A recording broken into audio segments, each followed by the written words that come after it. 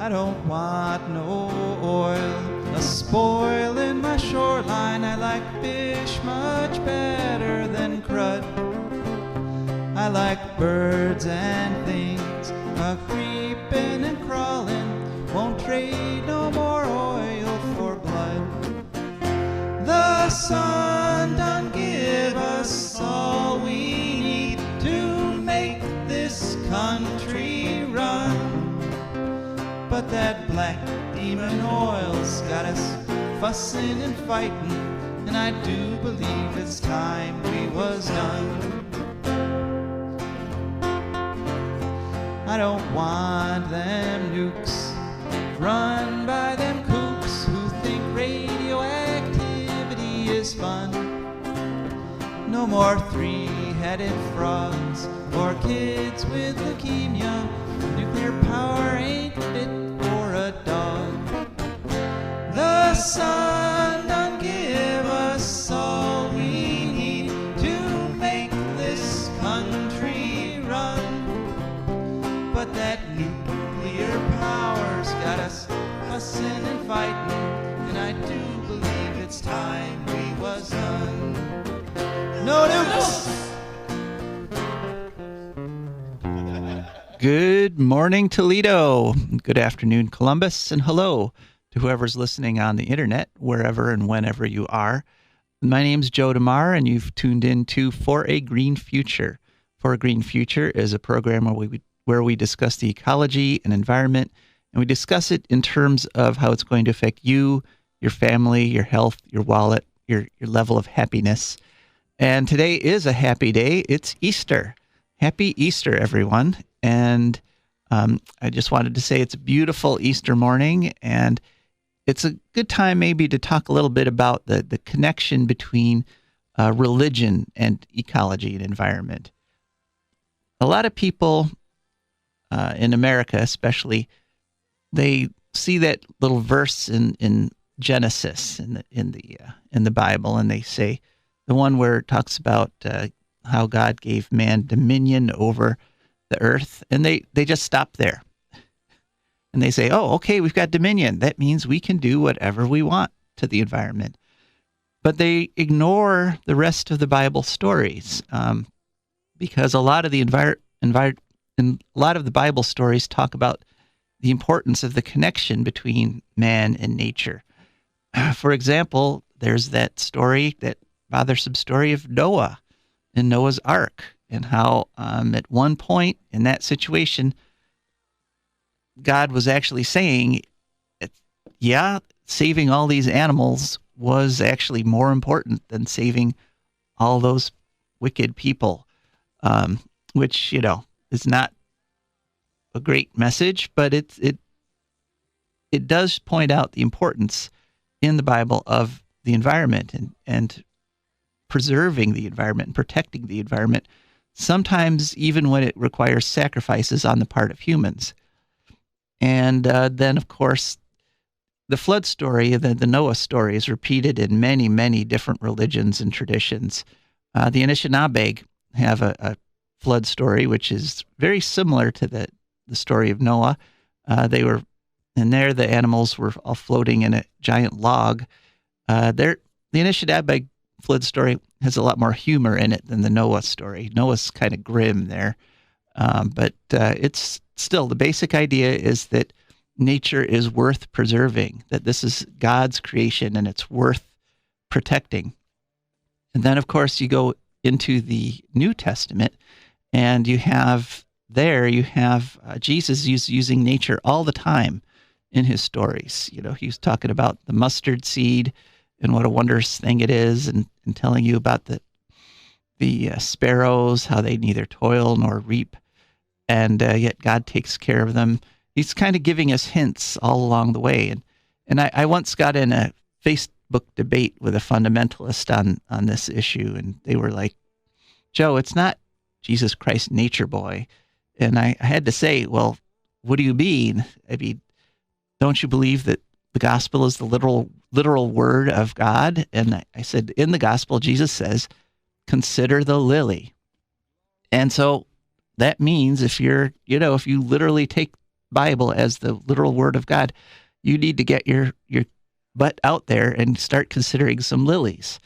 And right now, in fact, I was just out at the metro parks. The trout lilies are blooming in the woods around here, as are a lot of the spring flowers, the mayaples and so forth. And so, get out there and consider those lilies. It's a good thing to do on Easter, and it's a beautiful day to do it. And so, and probably you're going to need to walk off some of the calories you eat today when you have your Easter feast with your family. So, it's just something to remember, that there is that strong connection between religion and the environment, and the people that are trying to divorce us from the environment are violating that connection every day. I mean, when Trump proposes to stop regulating mercury, I mean, mercury is a toxic metal. We know that its effects. It causes mental retardation. It reduces people's IQs. It causes all kinds of horrible neurological diseases. And the Trump administration is proposing not just to increase the amount of mercury that you can be exposed to, which would be bad enough. The Trump administration is actually saying that the government shouldn't regulate the amount of mercury you're exposed to, that coal companies or any other company for that matter, a chemical company, can expose you and your family and your children to as much mercury as they want. And it's not even something the government's supposed to regulate. And that, to me, that is both an affront to man, but it is also an affront to me, to God, because God set us up with certain rules. He set up humans so that, if we get these things, we thrive, but if we're exposed to those things, we do not thrive, we fail. And mercury is one of those things where God said, thou shalt not imbibe mercury, or you're going to suffer all these horrible consequences. And so don't divorce your faith from nature, because I think nature was put there by God to sort of demonstrate to us what he wanted the world to look like. I mean, a functioning ecosystem is one that is so beautiful and so intricate, and you can learn so much by looking at it, that to me, it's just like this beautiful, beautiful thing to think about on Easter Sunday. So don't separate those things. And so we've got a good show for you today, our Easter Sunday show 2019. We're going to have a special guest. She's going to call in at 8:15. Her name's Leatra Harper. Those of you who've been listening to the show from the beginning will recognize she was on back in January because she was talking about her house. She's building a carbon negative house. She's trying to get her house to the point where it actually generates more energy than it generates carbon dioxide pollution. She's putting on solar panels. She's going to put on geothermal heating, and but that's why we had her on in January. But she's also got a nonprofit organization talking about protecting Ohio from fracking and from unnecessary fossil fuel infrastructure. So she's going to be on starting at 8:15, and you guys can be on at that point too. The call-in number is 866-240-1065. That's 866-240-1065. This is the best show in Ohio, but it gets better every time that you call. So please do call in at some point. And I'm asking today for people to call in and talk about your personal connection between religion and the environment, between religion and ecology. Do you think, at this time of the year when the grass starts growing, the flowers start coming up again, do you think about that connection between nature that we could see and see at work and sort of the divine, that the little bit beyond what we can see and what we can touch and feel, that area of faith? And, faith is a tricky thing. I mean, religion is, by its very nature, it's sort of an irrational thing, because you can't rationally say, to prove beyond a shadow of a doubt that these religious things happened. But it's necessary. But it's necessary to have some degree of faith if you're a human being. We need to go a little bit beyond what we can see and hear and touch and feel. And so it's an important part of the human psyche. And so, but it can be used to mislead people because it is irrational. It can be used to turn people to violence and to evil. For example, in Sri Lanka, you may not have heard this yet, but there's been some bomb attacks in Sri Lanka. They're attacking Christian churches and killed a little over 100 people. Those religiously motivated attacks are irrational, but religion has the potential to inspire people, has the potential to make us all go beyond ourselves, to do something more than what we just need to get through the day, because people want the greater good. They want a morality. They want things to be... we're all trying for a better society. We're all trying for, as I put it in my show, a green future. And we're all trying to get there in the best way that we can. And some people have been led to think that means divorcing yourself from the environment, making decisions just based on money, or making decisions just based on what's good for you right now, as opposed to what's good for everyone and good for the whole environment and the ecology. So that's just something to think about here on this Easter Sunday, this beautiful, beautiful Easter Sunday. And we're going to have Leatra on in just a minute. I believe she's called in already. Is that right? Okay, so she's hanging on the line there. And we really would like you to call in this week at 866-240-1065. We'll open the phone lines up. And then, of course, at the bottom of the hour, we'll hear from our wonderful patrons and sponsors. And you actually can become a patron of For a Green Future. Just go to the website patreon.com and search for a Green Future, and you'll have different levels that you can sign up at, and you can help keep this show on the air. Then, after we hear from our sponsors, we're going to be giving you guys an update on the bailout, the nuclear power plant bailout here in Ohio. It's moving with light speed because the legislators that are trying to push it through don't want anybody to have any time to look it over or think about it. That they already had a hearing on the proponents in Columbus in front of the Energy Subcommittee, and they want to actually vote on this thing by May 1st. This terrible plan, which will burden you indefinitely with higher electric rates. Then we're going to talk a little bit about Earth Day. And since Earth Day is tomorrow, it's another, we've got a twofer here. We've got Easter on Sunday and then Earth Day on Monday. It's going to be a really celebratory couple of days here. And then it's back to sports. Then it's back to Mick Gonzalez and the cheap seats. And you'll once again be listening to ESPN radio and saying to yourself, yeah, this is my sports channel. But just for the next few minutes, for the next 45 minutes or so, we're going to talk about ecology and the environment and a little bit outside of the sports universe. So let's see, without further ado, let's go to Leatra. Are you on the line? Yes, good morning, Joe, and happy holiday, Easter, Passover. Thank you. You bet. Thank you, and same to you. And I want to say this is the second time you've been on the show, Leatra, and the only other guest that we've had on twice now, actually tomorrow, Marky Miller is going to be speaking in front of the United Nations General Assembly. So be ready. Your fame could be just around the corner since you've been now that you've been on For a Green Future twice. Well, thank you, Joe. It's it's not about us; it's about the cause. So we'll certainly lend our voices. That's true. And before we get into talking about your project, your nonprofit, I just wanted you to give people a bit of an update. The last time we talked, you were about to install your solar panels on this house that you're attempting to go carbon negative with. Where are you at? How's it going? What have you found?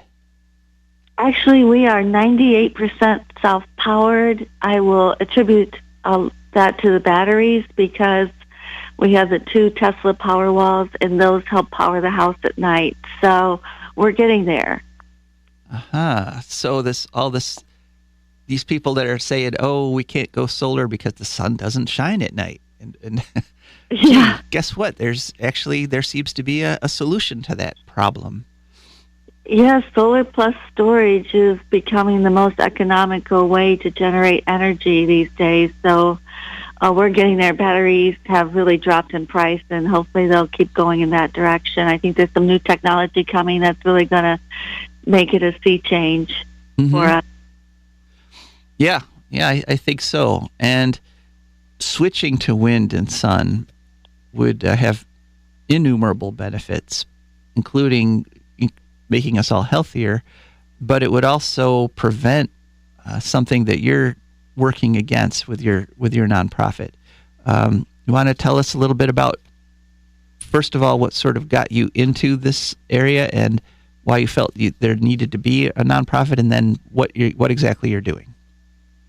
Well, you know me a little bit from when I was in Southeast Ohio, and we lived there for 10 years, and we loved it there. It was really, back to nature there. And I remember telling my husband that it's so undeveloped and it's so pristine. I was worried about it, what we needed to do to protect it.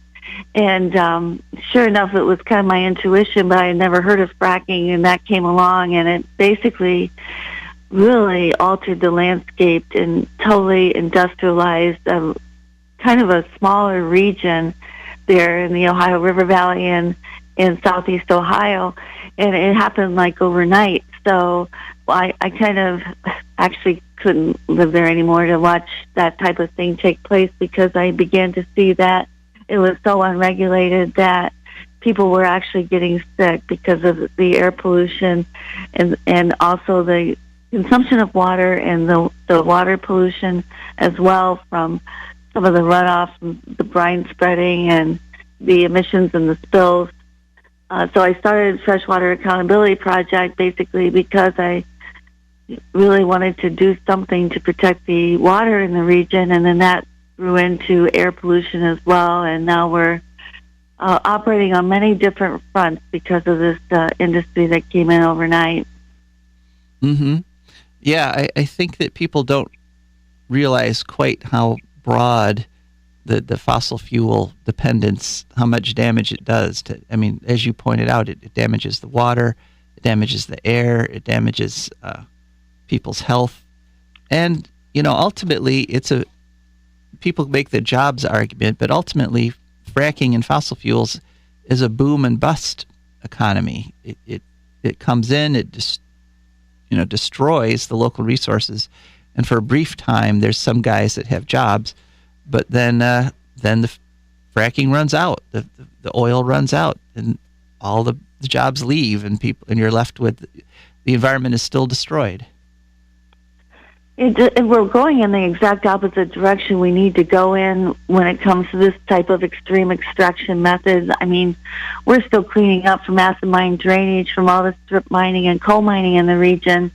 And I often say if fossil fuel extraction were to make a region rich, then Southeast Ohio would be the richest part of the state instead of the poorest. And now we're seeing it doubling down with fracking. Mm-hmm. Mm-hmm. So what's the specific thing that you're working on right now, the latest threat to the environment down there? Well, Joe, just when you think it can't get any worse, as a volunteer, I never take a salary, but I'm also like, this is the hardest job I've ever had hopefully we'll see something of it, but we're battling a huge petrochemical complex that they want to put on the Ohio River in Belmont County. And this is from a foreign entity called PTT Global, and it's a petrochemical company, and with some financing and help from China Energy and Dailim. PTT is out of Thailand, and Dailim is out of South Korea. So we're basically being turned into a resource colony, and it's for plastics. So we certainly don't need more of that. I'm not understanding the financials of all of this. I think it's another last gasp measure to rescue a faltering fracking industry, which has certainly never made money. But the investors just seem to keep propping each other up with petrochemicals and oil and gas. So on the face of this, it's not going to end well, especially if the Ohio River Valley is turned into another cancer alley like the petrochemical complexes along Louisiana and the Gulf of Mexico have done to that region. Mm-hmm. Yeah, that those areas that are, that they've been putting the petrochemical pollution into those waters for so many years, and now whenever there's a flood, which is fairly frequent, then this in nature, floods actually, floods are they're fertilizing events in nature. When you have a clean ecosystem, if there's a flood, it rises, and then the mud and things from the bottom of the river get distributed out over into the land. It actually makes the land more fertile, and it helps plants to grow. But once you've filled that mud with petrochemicals, now what should be a nourishing event in the ecosystem becomes a poisoning event. And I think a lot of people up here in Northwest Ohio don't really realize just how, you said beautiful and pristine and undeveloped, how beautiful Southwest Ohio is. Yeah, well, and also the Gulf of Mexico is not a drinking water source. The Ohio River is a drinking water source for 5 million people, and I'm pretty certain that people downstream don't realize the magnitude of the contamination and the exposure they would have. And then when you look at the fact that it is a valley and there's inversions, and we would actually, this cracker plant would actually stimulate fracking. About 1,000 frac wells a year would be needed to be fracked to feed the 100,000 barrels of ethane a day that this would consume. And then on top of that, we have carbon dioxide equivalent, CO2 equivalents of 2.25 million tons a year. So greenhouse gas. I don't get it. Actually, it baffles me. It just does not make sense that we would do this. It's certainly not necessary. It's certainly not for us, and it's certainly not going to help the region economically in the long run. No, we're actually being turned into, you kind of touched on it, the United States is being turned into a third world nation in terms of we're being here for resource extraction for now the Asian economies, just the way we, for many years, have turned African and South American economies into extraction economies for us. And, it wasn't good when we did it to them, and it's not something that should be done to us either. Yeah, and that's what some people call karma, but actually I have to say that the regular American citizen would never advocate for doing what these oil and gas and fossil fuel extractive industries have done in Nigeria. And these are multinational investment firms that have no allegiance to country. So, where do they, I don't know, where are they from? Dubai? I'm not sure, but they're mysterious, these investment firms. So we know what this is. It's just a corporate takeover of a resource for its own profit, and there's no allegiance to the area at all where they're polluting. They wouldn't live there themselves, of course. Right, and it's another example of us investing in the wrong kind of infrastructure. I mean, the Nexus pipeline was like that. I mean, we put tons and tons of metal and manpower into creating these gas pipelines when we should be putting up wind turbines. And so this plant that they're proposing down in Southwest Ohio is, again, putting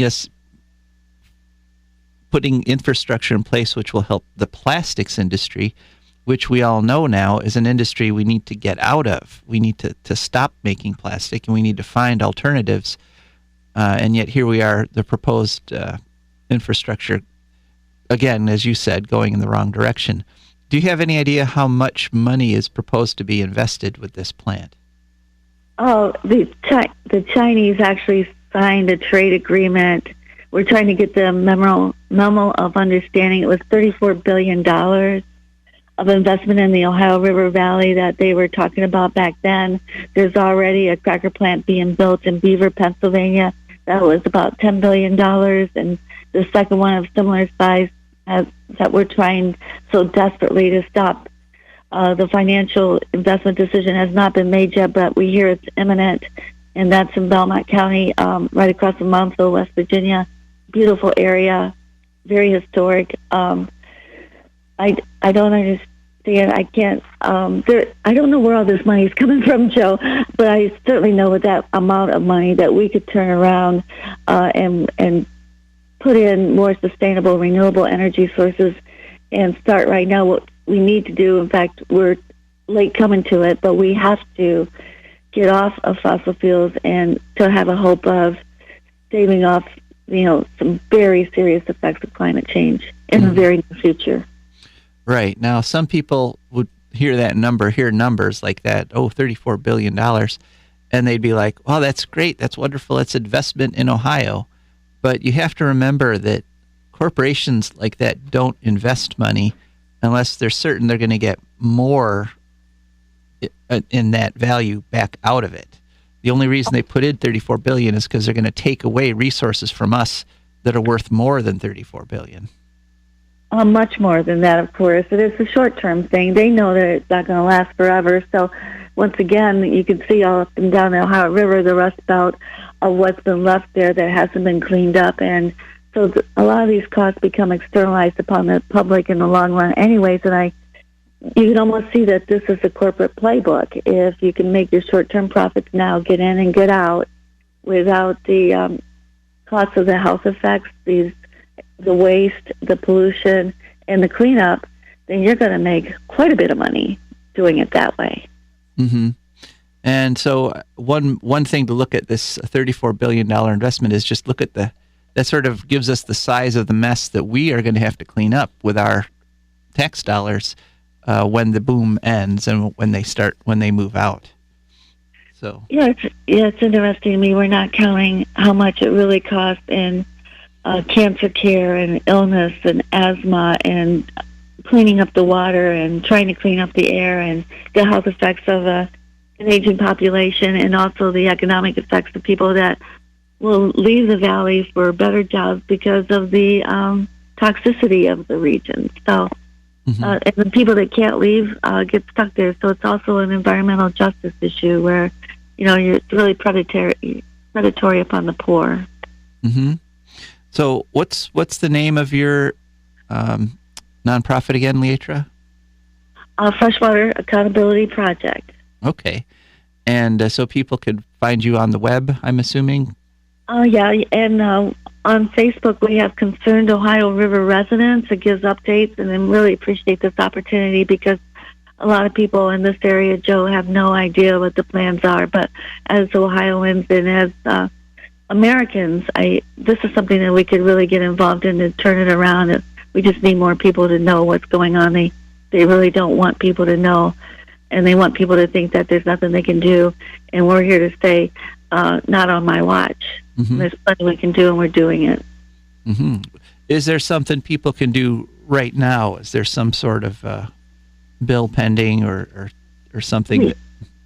We have to get Governor DeWine and Sherrod Brown and Rob Portman involved in this. They're actually allowing the Department of Energy to subsidize this foreign investment with loan guarantees, and Marcy Kapter's office also could help us with that to make sure that the loan guarantees aren't funded. But that's already kind of down the road. That's already been given, but it doesn't have to be funded. So we're really hoping that our elected representatives will represent the best interest of Ohioans and not some of these exploitive ventures that are just short-term and are going to be very costly in the long run. Yeah, I think it's kind of interesting that there's sort of a democratic disconnect right now, because all the polls say about 3/4 of Americans, about 75% of us, understand the need to get off fossil fuels and want something done about global warming and pollution. And yet a lot of our elected representatives, the ones that are supposed to represent those policies and opinions in government, they are enabling the continued use of fossil fuels and the continued movement, the continued use of plastics. And this is a fundamental disconnect, and we kind of have to make some noise about this. We have to ensure that our representatives actually represent us. Right, and maybe kind of put the horse before the cart a little bit, because if we don't have clean air and clean water, healthcare costs are skyrocketing. A lot of people have that as an issue, and let's look at the cause of some of that, and let's really work at the root of some of these issues that are going to cost us much more in the future if we don't do something about it now.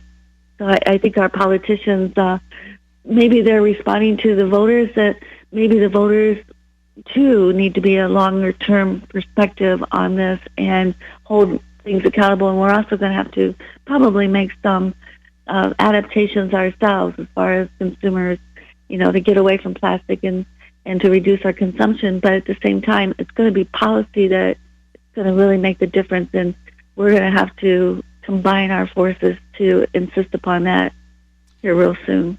All right, Leatra, well, thanks so much for coming on the air and letting us, letting the rest of Ohio know about what's going on down there in southwestern Ohio.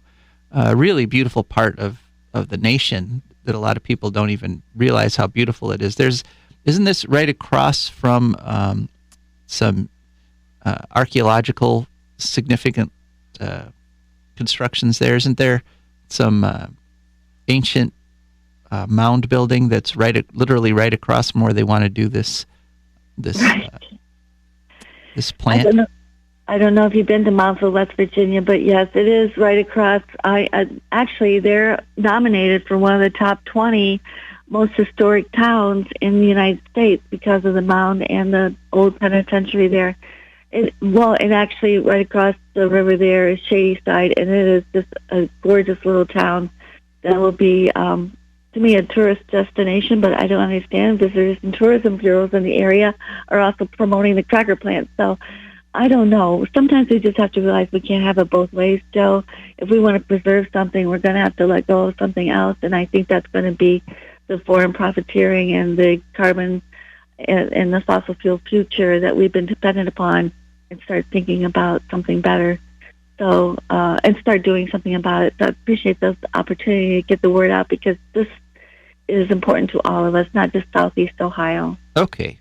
And one more time, Leatra, the name of your website? Freshwater Accountability Project. Freshwater Accountability Project. And just before I go, one last thing. I don't know, you don't have to answer this if you want, but the theme for today's show, since this is Easter, is the connection between the environment and religion. Do you feel any personal connection along those lines, or you don't have to answer if you're not comfortable with that, but if that's a private thing. But what do you think about the connection between environment and religion and spirituality? I believe that nature is the embodiment of the creative force, whatever you want to call it. And I love Easter, or this type of holiday. Well, the resurrection, there's a connotation of that. But when spring starts to rejuvenate itself and nature starts to burst out all over, I don't think there's any more of an inspirational connection that we can have, that nature gives us, that says, we can resurrect ourselves. We can bring forth, and even though it seems like we have a dormant period, there's still life there, and it's very forceful and it's very beautiful. All right, Leatra, thank you very much for ending on that beautiful note. Thank you, Joe. You take care. You too. All right, that was Leatra Harper, and we were very happy to have her on, and we'd be very happy to have you on at 866-240-1065, 866-240-1065. What do you think about the connection between spirituality and nature? Do you think there should be one? Do you think that maybe all this talk of connecting nature to spirit is just something that should be avoided? That's something that takes you away from the true path. let us know, because this is the topic for discussion today. And right now, what we're going to discuss is our wonderful sponsors. One of our sponsors is the Wood County Park District. The Wood County Park District is a natural resources conservation agency. They protect natural spaces, maintain quality of green spaces, provide engaging programming, and they teach people to love and respect nature, restore wildlife habitats, and lead outdoor adventures. Wood County Parks protects 20 parks and nature preserve around Wood County, and they're open from 8 a.m. to 30 minutes past sunset every day of the year. And for our listeners in Columbus and other parts of the world, Wood County is just south of Toledo, just south of Lucas County. And it's one of the biggest counties in Ohio. It's a beautiful county, and come on down and see it.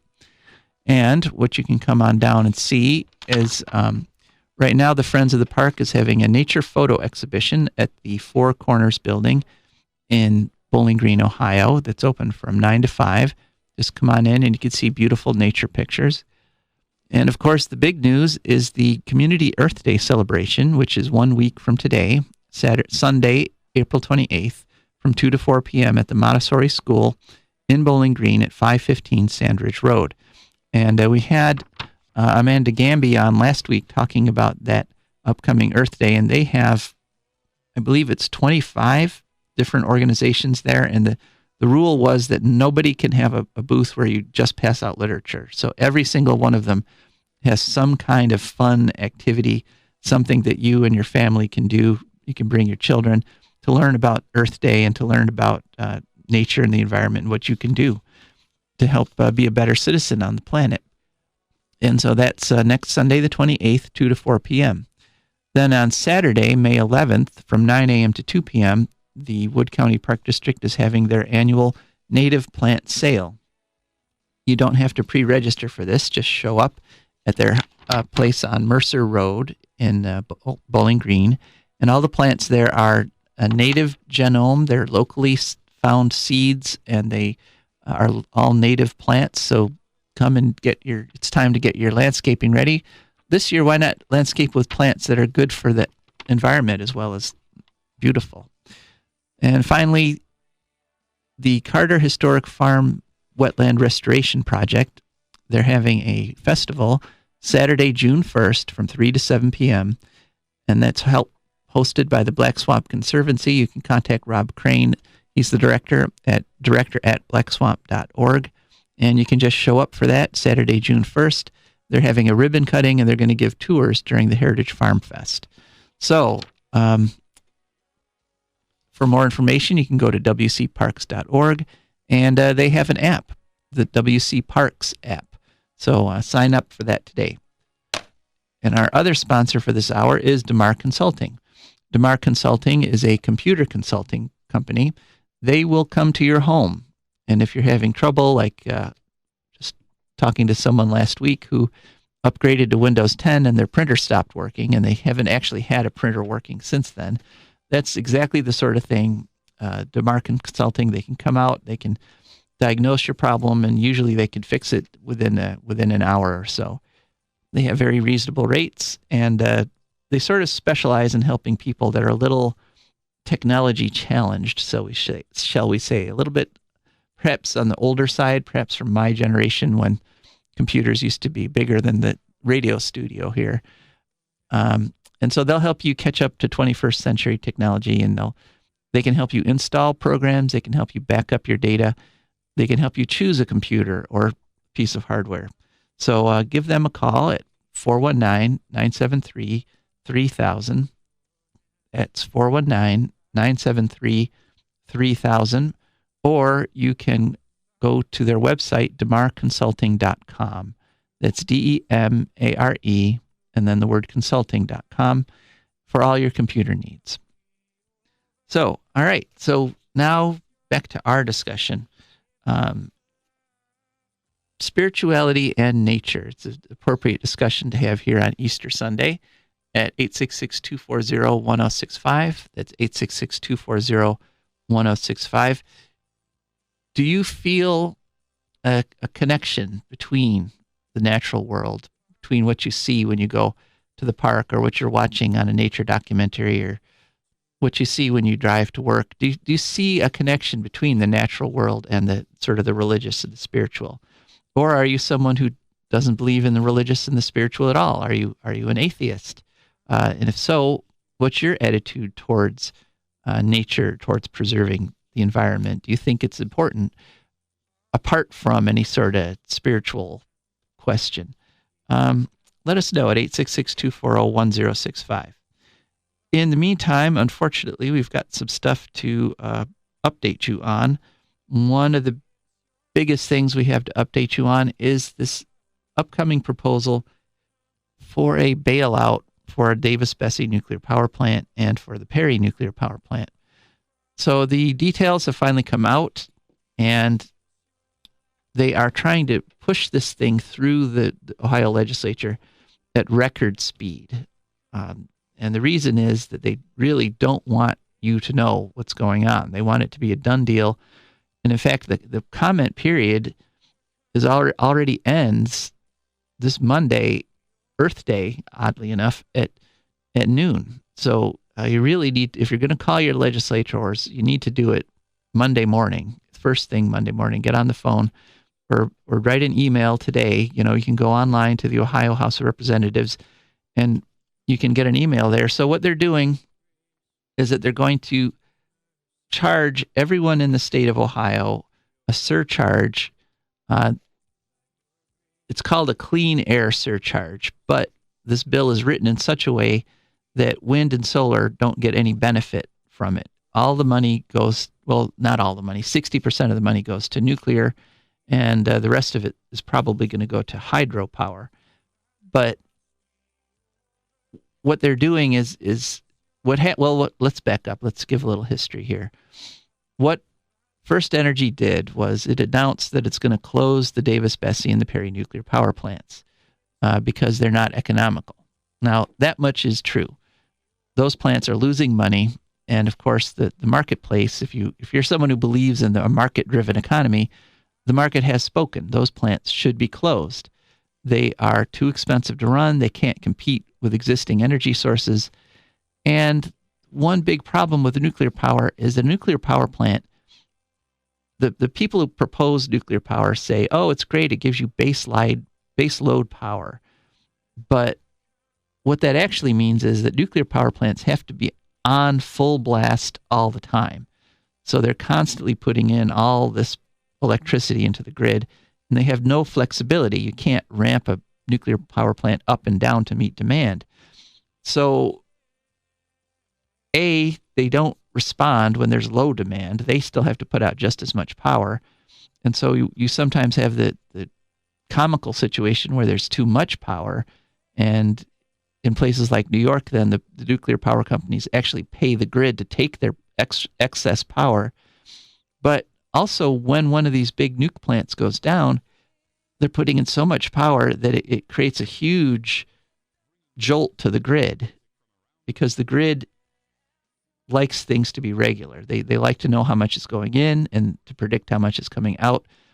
But so when you drop, when you shut off 300, 800 megawatts in just a fraction of a second, which is happening more and more often because things are breaking down in these old crumbling nuke plants, you really put a strain on the grid. And if that were to happen during, let's say, a heat wave when there's lots of electricity demand, it could actually cause the whole grid to crash and cause huge blackouts, as opposed to a decentralized model where you've got solar panels everywhere and when you've got wind turbines everywhere, and you could lose one batch of solar panels or you could lose a couple wind turbines, especially once you've got battery backup storage, the way Leatra was talking about, and the grid will remain stable. So anyway, they're putting in a surcharge on, well, first of all, they are then eliminating a program in Ohio that creates energy conservation. It's a program that has spent about $1 billion over the past 5 years or so, and it's created $5 billion in documented savings for Ohio businesses because it's lowered their energy bills. Plus, it's created literally tens of thousands of jobs, because doing things like insulating your building, redoing your electrical system so it's more efficient. These things employ tens of thousands of people. And there's a whole industry built up around Ohio's current energy efficiency program. And so with a slash of the pen, they are going to wipe out that entire industry. Those tens of thousands of people are going to lose their jobs because what they're going to do instead is charge you money on your electric bill to keep Davis, Bessie, and Perry nuclear power plants going. Now, the charge is relatively small for individuals. It's $2.50. And then it goes up from there. It goes $25 for one set of business customers, and then $250 for another, and $25,000 for another. But the increase in price goes to everyone in the state of Ohio, and it subsidizes an unprofitable industry which is collapsing on its own. And what this does is it prevents new sources of energy, clean sources of energy, like wind and solar, from coming on and being a significant player in the state of Ohio. I was watching some hearings. They had some hearings already in front of the House subcommittee, and I was just hearing all these lies being told by these people. There was one fella, Dean Murphy from the Brattle Group, who was getting on there and saying that you need nuclear power as part of the mix. Well, that's not true at all. In Germany, for example, they are closing both their nuclear power plants and they're reducing their coal. And so it takes a little more investment when you make a switch. When you change your energy source, you've got to build new towers, you've got to put up new solar panels, you've got to redo the grid, you've got with wiring and substations to move the power around. But that is an investment. That's different from propping up an old leaking plant that's losing money. It's an investment in the future. And in places like Bowling Green, we have found that investment pays off. Bowling Green has 4 utility scale wind turbines. And yes, they cost a little bit to pay for. It took almost 10 years to pay for them. But they paid for themselves ahead of schedule. And now they're generating electricity at half the market rate. So yes, there's a slight increase in price, but long-term, the price declines because fundamentally, wind and solar are cheaper than nuclear. They're even cheaper than gas now. And the reason is because obviously you don't have to pay for fuel. You don't have to ship it. The energy comes to you. And then you create the electricity wherever you are, and the grid carries it to wherever it's needed. So it's a difference between investing in something new and good, or propping up and essentially throwing good money after bad into a technology that's old and dirty and dangerous. And so it's something we need to keep track of. It's something we need to do. And in this whole question, since the theme for today is the connection between spirituality and the environment, nuclear power is probably the best example of an immoral source of energy. And the reason is that every second that a nuclear power plant operates, it is generating over 200 radioactive isotopes. And these are isotopes, there's radioactive versions of calcium, radioactive versions of hydrogen, of carbon, all the things, the components that make up our bodies. And these things will, when they get out into the environment, they will be killing and sickening and mutating our descendants for hundreds of thousands of years, in some cases for millions of years.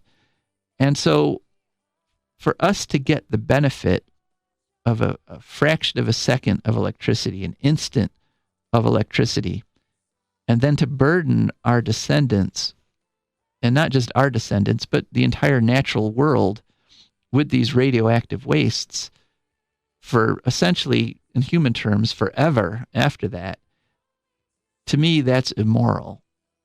And it flies in the face of the idea of a spirituality, of a morality. And especially when now we have the alternatives. The wind is here, the solar is here, geothermal is here, battery storage is here. There's no technical, there's no engineering, there's no physical reason we can't switch to clean energy. All that's remaining is this political thing, the political problems. And those problems are compounded by money. And essentially what happened, the fundamental thing of what's going on in this whole battle against these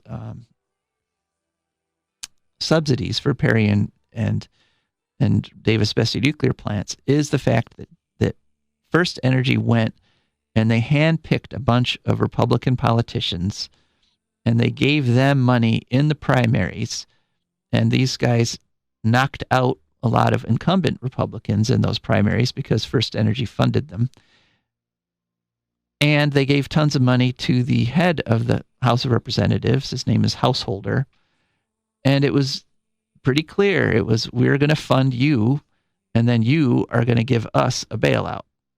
So for a couple $1 million in investment in purchasing politicians, what First Energy gets back is billions of dollars in bailout. You know, they get permission to steal billions of dollars for you and me, from you and me, for an energy source which we didn't vote for, which we don't support. And, they're taking away our ability to have a say in the energy future in Ohio. And you do have to combine this. You know, these things are all connected. So the elimination of the energy efficiency program will lead to more electricity being used, being wasted, and that benefits First Energy, who sells electricity. And then in 2014, the Ohio legislature outlawed wind turbines in the state of Ohio. So even though there's literally $7 billion in investments, private investments in wind turbines waiting, that were ready to go, planned projects in the state of Ohio, which, had they been allowed to go forward in 2014, would now be supplying enough power that we could shut down Davis-Besse without any problem. But they passed a law banning wind turbines. So they passed a law banning wind turbines. Then they say, oh, there's not enough wind turbines for us to shut down Davis-Besse. So, these things are all put together by people in suits, people in boardrooms who are trying to plan a dirty, unsustainable energy future for us. And when they come up for air, when they make a little peek, like they did in the public hearings that I was watching them on the Ohio channel this past week, it's really kind of ugly. But you have to remember that those hearings are just the tip of a very ugly iceberg. The rest of that iceberg you don't get to see. The rest of the iceberg that's controlling our government right now in Ohio, that happens behind closed doors with lots of money being thrown around. And so there's going to be more hearings this Tuesday and Wednesday. And supposedly these hearings will be for people who oppose the project. So if you can get the Ohio channel, and if you've got internet, you can, take a little time to watch those hearings and take some more time to contact your legislators, because this is a very important issue. So, we've covered a lot of ground already, and we're almost done, but we do have time for a call at 866-240-1065. That's 866-240-1065. And I just wanted to let you know about some of the ways that you could keep in touch with For a Green Future. We are on Facebook at For a Green Future. We have both a group and a page, and I'm not sure why we need to do that, but we do. We've got a group and a page. We also rebroadcast this show as a podcast, and so you can go to your iTunes and search for a Green Future, or whatever podcast service you use. The podcast service we're hosted by is called Podomatic.com, and you can subscribe to us there. We also have a YouTube channel, so you'll be able to see this you'll be able to see this radio program. And what I do on the YouTube channel is I put a little supplemental information there. So if I talk about a graph or something, some cost going up, you'll see some graphics in the YouTube channel. Nothing major, but informative. And of course, you can call or text us anytime, and that is at the phone number 419-973-5841. And then finally, you can email us at joe@joedemar4agreenfuture.org. All right. Well, we've just got time for our letter from the future. And my great-great-granddaughter, Marie I., is writing to us from the year 2299. Here we go. Dear great-great-grandpa, Happy Easter from the future. I know you're getting this letter on your Easter Sunday. We had Easter on April 16th in the year 2299. It was nice. The whole DeMar family got together for a video conference, including my brother Sam, who's living on Mars. It's kind of funny because the delay in signal time made it seem like he was reacting to things a little bit after everyone else. So we teased him about being the slow one. But of course, we're all very proud of him being a pioneer on another planet. It was a very nice gathering of about 100 people. The kids were running around playing a game where they try to run through each other's video image. Except, of course, some of them were actually in the same room, and so they just bumped into each other. Still, I think you would have recognized the DeMar family look, especially around the noses. I would have invited Michael to join us, but we've had a big blow-up.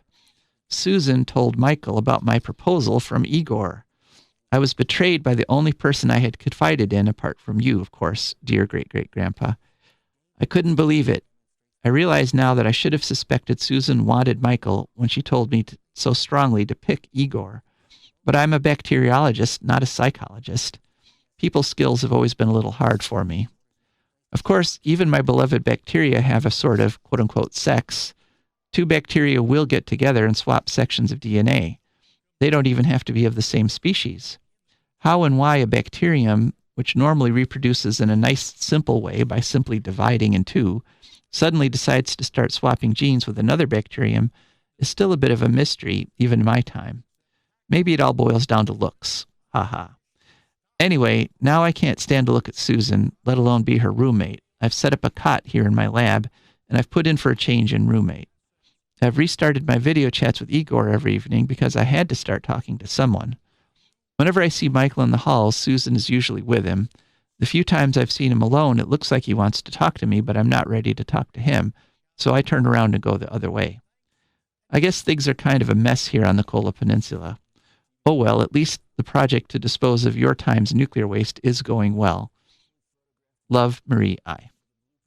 Okay, so that is our weekly letter from the future. Poor Marie seems to be definitely having some trouble there. If you have any advice for her, you can give it to her through me by emailing joe@joedemar4agreenfuture.org. And 2 minutes, so just wanted to thank you very much. I love doing this show, and I'm very grateful that you're listening, and we've got more people subscribing now on the podcast and on the YouTube channel. And very happy and grateful for WGRN for hosting this show. And those of you who live in the Columbus area, WGRN is having an Earth Day event. You can go to their website for more information. They're going to be having a fundraiser at a local bar down there in Columbus. I urge you to go to that.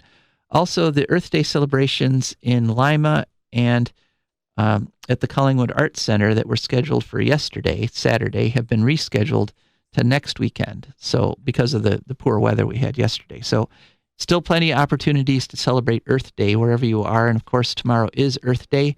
So happy Easter, happy Earth Day, happy spring. Thank you for listening. This is Joe DeMar signing off. That's all we need to make this country run. But that black demon oil's got us fussing and fighting, and I do believe it's time we was done.